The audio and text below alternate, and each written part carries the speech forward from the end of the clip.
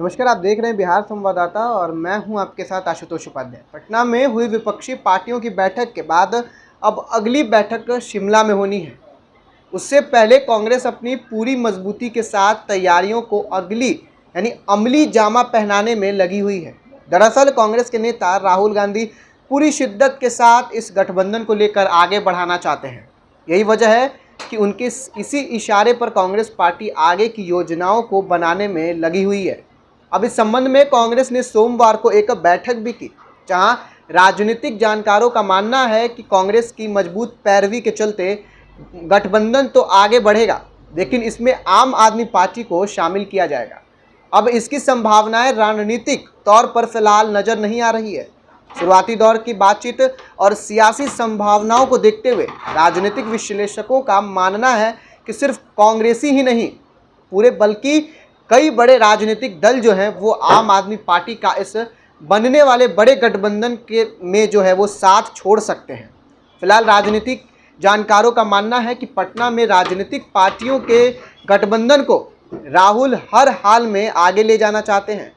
अब इसकी वजह बताते हुए वरिष्ठ पत्रकार और राजनीतिक जानकार रजनीश सहाय कहते हैं कि राहुल गांधी ने पिछले लोकसभा चुनाव में अपने पुराने सहयोगियों के साथ मिलकर नतीजे देख लिए हैं।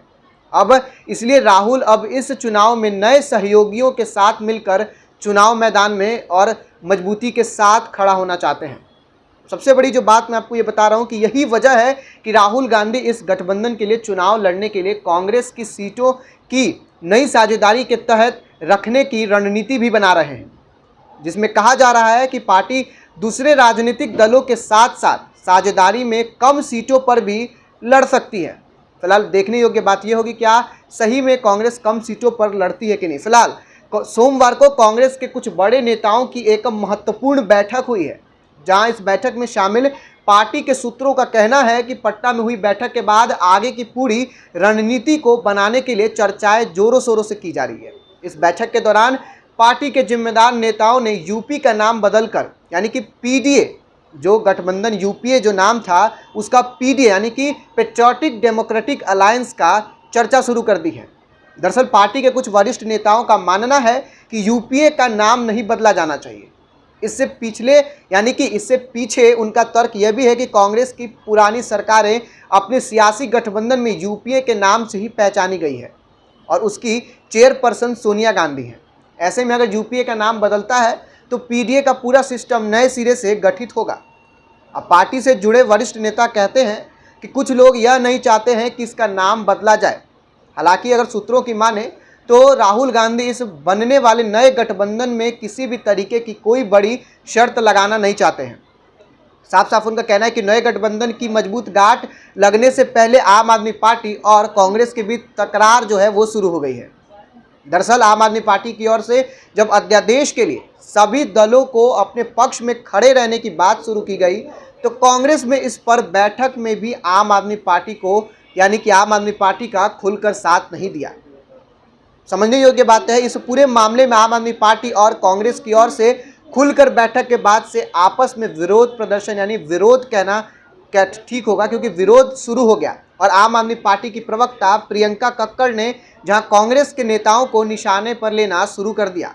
और सबसे बड़ी बात यह है कि विपक्षी एकजुटता की बैठक के बाद प्रेस कॉन्फ्रेंस प्रेस ब्रीफ में आम आदमी पार्टी के जो अरविंद केजरीवाल और भगवत मान जो आए हुए थे वो उपस्थित नहीं हुए थे।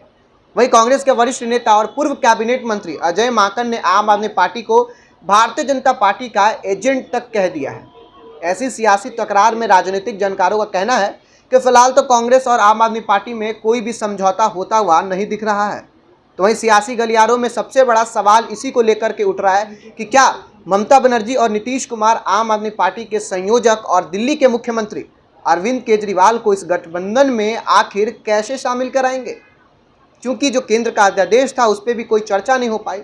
और उसके बाद से राजनीतिक जानकारों का यह भी कहना है कि नीतीश कुमार और ममता बनर्जी शुरुआत से अरविंद केजरीवाल के साथ में गठबंधन को लेकर न सिर्फ चर्चा कर रहे थे बल्कि उनको अपने साथ जोड़कर चल रहे थे।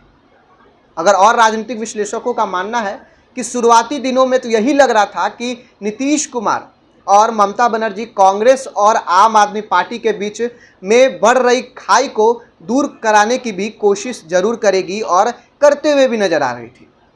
जहां एक बार सियासी तजुर्बेकार मोहम्मद जावेद सिद्दीकी कहते हैं कि सियासी नफा नुकसान को समझते हुए ममता बनर्जी और नीतीश कुमार समेत कई और बड़े नेता 2 कदम आगे बढ़ते हुए कांग्रेस के साथ गठबंधन में फिलहाल के लिए जा सकते हैं।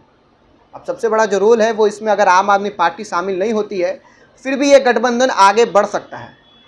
एक तरफ सियासी जानकारों का कहना है कि आम आदमी पार्टी जो है और कांग्रेस के बीच चल रहा कि मतलब तकरार में कांग्रेस आम आदमी पार्टी की पूरी तरीके से अकेले छोड़ देने की भी रणनीति पर काम कर रही है।